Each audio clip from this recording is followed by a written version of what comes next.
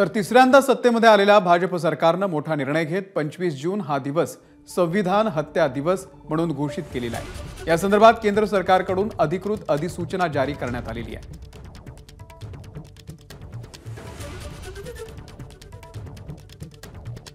गृहमंत्री अमित शहा यांनी सोशल मीडियावरती अधिसूचना पोस्ट करत या संदर्भात माहिती दिलेली आहे। 25 जून 1975 रोजी देशामध्ये आणीबाणी लागू करण्यात आलेली होती। गृहमंत्री अमित शहा यांनी आपल्या पोस्टमध्ये म्हटलंय की 25 जून 1975 रोजी तत्कालीन पंतप्रधान इंदिरा गांधी यांनी आपली हुकुमशाही मानसिकता दाखवत देशामध्ये आणीबाणी लादत भारतीय लोकशाहीचा गळा घोटलेला होता। लाखो लोकांना विनाकारण तुरुंगामध्ये टाकलेलं होतं आणि माध्यमांचा आवाज दाबलेला होता। भारत सरकारनं दरवर्षी 25 जून हा दिवस संविधान हत्या दिवस म्हणून साजरा करण्याचा निर्णय घेतलेला आहे।